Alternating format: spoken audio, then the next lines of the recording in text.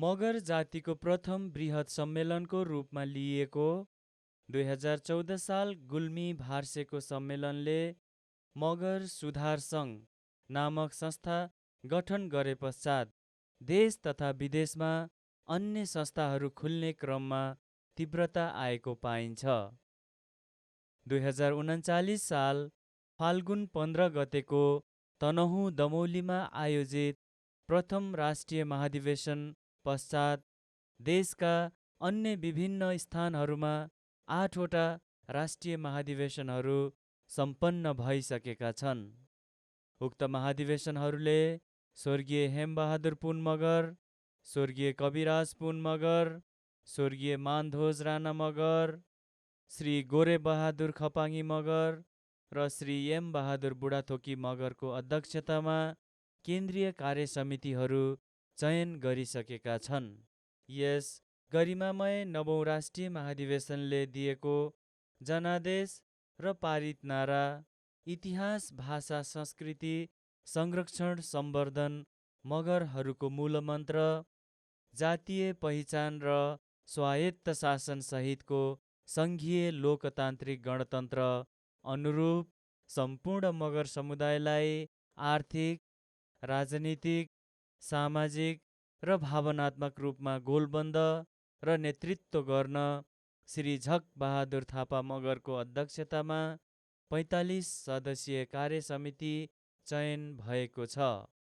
आफ्नो राज्य र राजनीतिक अधिकार गुमाइसकेपछि भाषा, धर्म, संस्कृति र परम्परामाथि दमन र विभेदपूर्ण व्यवहार हुँदा पनि चुपचाप सहेर बसेका नेपालका आदिवासीहरूमध्ये बहुसङ्ख्यक मगर जाति अब भने साँच्चीकै अग्रगमनको यात्रामा लम्किरहेको विश्वास गर्न सकिन्छ। तपाईहरुको अधिवेशन हुँदैछ, 3 दिन अधिवेशन छ, तपाईहरुको 3-4 दिन हुन्छ अधिवेशन। तपाईहरुले अधिवेशनमा तपाईहरुको के गर्नुपर्छ तपाईहरुलाई भन्ने कुरा प्रस्ताव तपाईले पास गर्नु।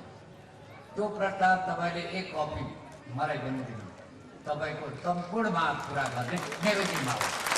मेरो नाम झकबहादुर थापा हो। 25-30 वर्ष जति मेरो मगर सङ्घ, मगर समाजसित जीवन गाँसिएको छ। म जिल्लाहरूमा थुप्रै काम गरिसकेपछि केन्द्रमा पनि मैले 2051 सालदेखि 54 सालसम्म र 54 देखि 56 सालसम्म 2 टर्म चाहिँ नि केन्द्रीय सदस्यको रूपमा काम गरेँ र 57 देखि 60 सम्म महासचिव भएर काम गरेँ र अहिले हिजोको दिनसम्म म उपाध्यक्षको रूपमा काम गरेको थिएँ र यो 9 राष्ट्रिय महाधिवेशनले मलाई अध्यक्षको रूपमा निर्वाचित गरेको छ। सङ्गठनभित्र पनि सङ्गठन बाहिर पनि यो गभर्मेन्ट सेक्टरसँग, नन गभर्मेन्ट सेक्टरसँग, आइएनजिओहरूसँग मिलेर चाहिँ के कोअर्डिनेट गरेर चाहिँ कार्यक्रमहरू अगाडि लिएर जानुपर्छ। एकलव्य तालले चाहिँ कार्यक्रम लिएर हुँदैन भन्ने म चाहिँ सल्लाह दिन चाहन्छु। मगरहरूभित्र जुन एउटा पोलिटिकली डाइभर्सिटी भएको छ, यसको रिकन्सिलिएसन हो। झुन्डमा हामी छौँ नि, त्यसलाई चाहिँ एउटा सहअस्तित्वको प्रक्रियामा ल्याउने कुरालाई चाहिँ यो अहिलेको नयाँ पदाधिकारीले चाहिँ एउटा महत्त्वको विषय लिएर अगाडि बढ्नुपर्छ भन्ने लागेको छ मलाई चाहिँ। अब उहाँहरूले के हेर्नु पऱ्यो भने यो मगरहरू चाहिँ यो पार्टीको यो यसरी चाहिँ नभनेर मगर मात्रै सोचेर जानु पर्यो। नत्र भने किनभने भर्खर मगरहरू एक हुँदैछ, हाम्रो साझा दुश्मन भनेको अरू केही हो, गरिबी होला होइन, अथवा पछौटेपन होला, हाम्रो चाहिँ अशिक्षा होला।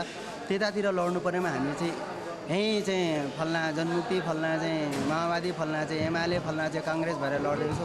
मैले चाहिँ यसैलाई दुश्मन मानेको, त्यस कारण यो नसोचेर म एउटा शिक्षक भएको नाताले चाहिँ बरु मगरहरू चाहिँ कसरी शिक्षित हुने, मगरहरू कसरी चाहिँ व्यापारतिर लाग्ने होइन, मगरहरू कसरी चाहिँ टेक्निकल शिक्षातिर लाग्ने भन्ने सोच राख्दछु। आजको कार्यक्रम भनेको जुन हामीले मगरात राज्य स्थापनाको निमित्त आवश्यक पूर्वाधार तयारीको निमित्त आज यहाँसित सुझाव अपेक्षा गरेका छौँ आज म यस कार्यक्रमको सभापतिको आसन ग्रहण गर्न चाहन्छु। आजको दिनदेखि नै मगर जातिको भाग्यको एउटा फैसला हुँदैछ, जसले गर्दाखेरि भोलि मगर जातिको चाहिँ एउटा सुनौलो एउटा समाजको निर्माण हुनेछ भन्ने आशा लागेको छ। राज्य पुनर्संरचना चाहिँ के आधारभूत सिद्धान्तहरूबाट निर्देशित हुनुपर्छ भन्ने कुरा पेश गर्न चाहन्छु। र पहिलो कुरा, राज्य पुनर्संरचनाको आधारभूत सिद्धान्तकै रूपमा हामीले मान्नुपर्छ कि बहुलवाद, प्लुरालिजम, संविधानले अब बन्ने नयाँ संविधानले राज्यको सङ्घीय पुनर्संरचनामा राज्यको वास्तविक स्वरूप र चरित्र अनुरूप बहुलवादलाई सुनिश्चित गर्नुपर्छ। नम्बर 2, यो धर्मनिरपेक्षतावाद, यो निरपेक्षतावाद भनौँ, त्यसको मतलब संविधानले अथवा राज्यले कुनै एउटा धर्मलाई मात्रै प्रयोग गर्ने अथवा एउटा धर्मलाई मात्र पक्षपोषण गर्ने नभइकन सबै धर्म, सबै भाषा, सबै संस्कृतिहरूमा सर्वनिरपेक्षतावाद त्यो व्यावहारिक रूपमा कार्यान्वयन गर्ने गरी संवैधानिक व्यवस्था हुनुपर्छ। तेस्रो, आर्थिक, सामाजिक र सांस्कृतिक अधिकारलाई मौलिक हकको रूपमा संविधानले नै प्रत्येक सङ्घीय इकाइहरूमा सुनिश्चित गर्नुपर्छ। चौथो सिद्धान्त र सबभन्दा महत्त्वपूर्ण सिद्धान्त पनि छ शक्ति निक्षेपण अथवा डिभोल्युसन अफ पावर। केन्द्रदेखि तलसम्म निर्वाचनका इकाइहरूमा स्वशासन र आत्मनिर्णयको अधिकारलाई स्थानीय स्वायत्त इकाइहरूसम्म शक्तिको पूर्ण निक्षेपण हुनुपर्छ। र पाँचौँ आधारभूत सिद्धान्त भनेको आत्मनिर्णयको अधिकार। नेपालको सन्दर्भमा यो स्वायत्तता अथवा सङ्घीयतामा जाने एउटा महत्त्वपूर्ण सैद्धान्तिक आधार आत्मनिर्णयको अधिकार हुनुपर्छ भनेर यो राज्य पुनर्संरचनाको सैद्धान्तिक आधारहरू मैले यहाँहरूसँग प्रस्तुत गरेँ।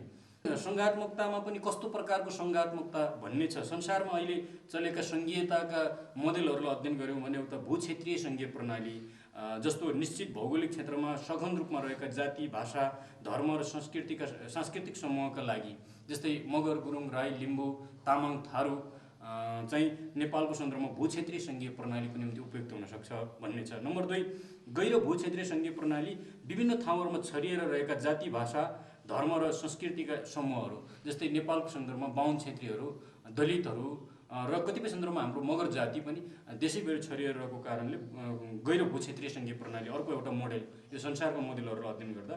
तेस्रो मोडेल प्रशासनिक सङ्घीय प्रणालीको छ। यो दुवै मिसाएर गैर भूक्षेत्रीय सङ्घीय प्रणालीको अर्को रूप हो भन्दा पनि हुन्छ, तर यसको भाषिक सांस्कृतिक स्वायत्ततालाई प्रमुख आधार मान्दैन। यो प्रशासनिक हुले, यसले भूगोललाई नै मान्छ, प्रशासनलाई प्रमुख आधार मान्छ। चौथो भनेको मिश्रित सङ्घीय प्रणाली, आवश्यकता अनुसार भूक्षेत्रीय र गैर भूक्षेत्रीय सङ्घीय प्रणालीको मिश्रण।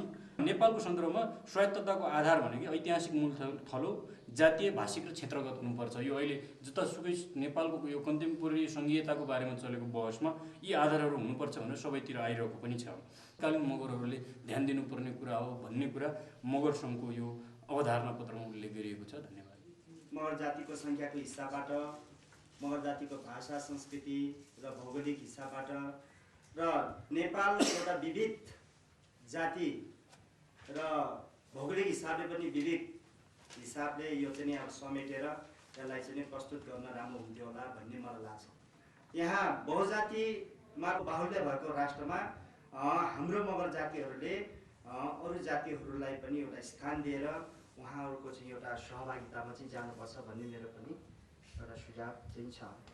मैले यहाँलाई सोच्ने क्रममा एउटा अनुरोध चाहिँ के गर्न खोजे भन्दाखेरि हामी धेरै विषयवस्तुलाई खालि राजनैतिक परिभाषा अन्तर्गत मात्रै अर्थ्याउने प्रयास गर्छौँ, जबकि यो प्रश्न राजनैतिक कलेबरमा त छ, बाहिर कभर त राजनीतिकै हुन्छ, तर भित्र राजनीतिभन्दा बढी समाजशास्त्रीय प्रसङ्ग र अब राजनीतिक नेताहरूले चाहिँ राजनीतिक पृष्ठभूमिबाटै मात्रै सोच्नुहुन्छ, किनभने उहाँहरूको धर्मै त्यही हो। किनभने उहाँहरू अर्को दृष्टिकोणबाट सोच्नुभयो भने अप्ठ्यारो हुन्छ। तपाईँ हामीले चाहिँ हो अब अर्को दृष्टिकोणले खोतल्ने र त्यस किसिमको जानकारीहरू सङ्कलन गर्ने, त्यस किसिमको अलिक वस्तुपरक र यथार्थ तथ्याङ्कहरू सङ्कलन गर्ने र त्यसलाई वास्तवमा मोटो रूपमा व्याख्या गर्न नसके पनि हामी जे तथ्याङ्क फेला पार्छौँ मोटो रूपमा एउटा बुलेट फर्ममै होस् त्यो हामी सङ्घलाई, मगर सङ्घलाई उपलब्ध गरौँ। यहाँ यस्तो छ है, मेरो गाउँमा यस्तो छ, ऐतिहासिक पृष्ठभूमि यो गाउँको यो हो, त्यसले पनि मद्दत गर्छ।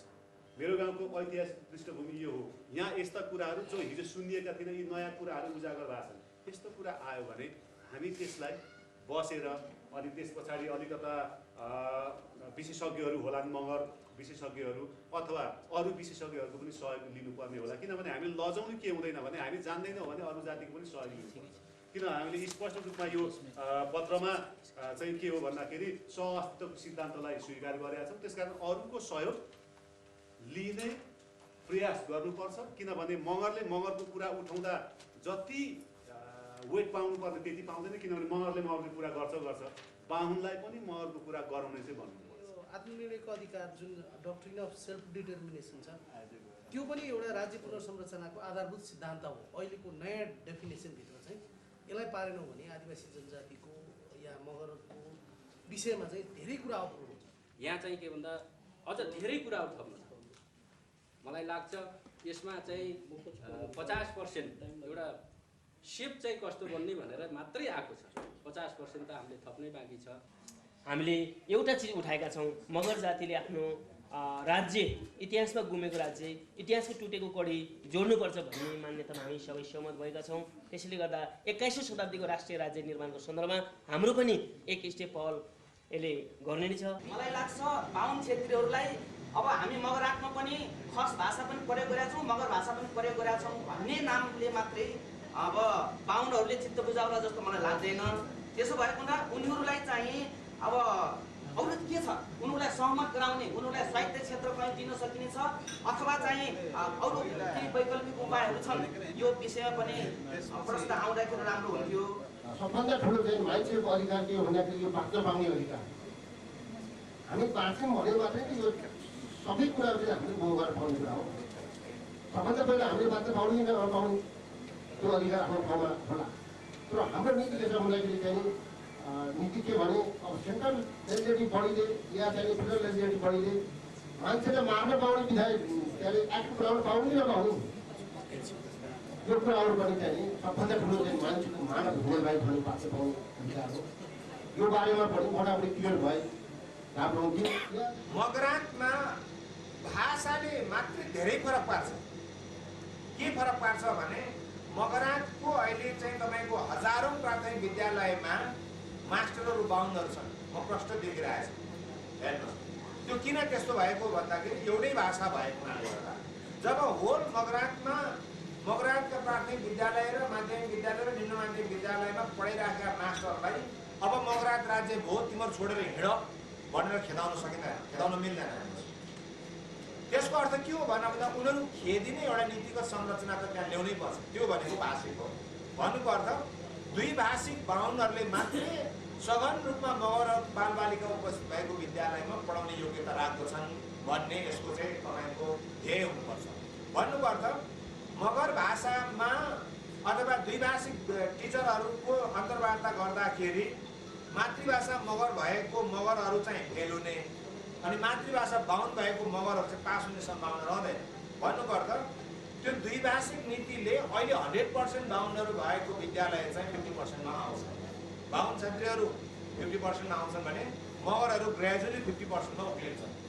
र त्यसले के गर्छ भने त्यो संरचनाले के गर्छ भने मगरहरूको उपस्थिति हरेक राज्यको संरचना र निकायहरूमा चाहिँ बिस्तारै बिल्डअप हुँदै जान्छ। काभ्रे जिल्लामा लेखिएको भएर जस्तै मेरो आफ्नो मगर समन्वय समितिमा नै काभ्रे जिल्ला छुट्छ भनेपछि यहाँ पनि त्यस्तै लाग्यो भनेपछि त्यो चाहिँ किनभने एउटा विलम्बनाको कुरा छ कि अब त्यो काभ्रे जिल्लाको मगरलाई हजुरले कसरी हेर्नुहुन्छ? सबभन्दा पहिला त यो अवधारणा पत्र पढ्दाखेरि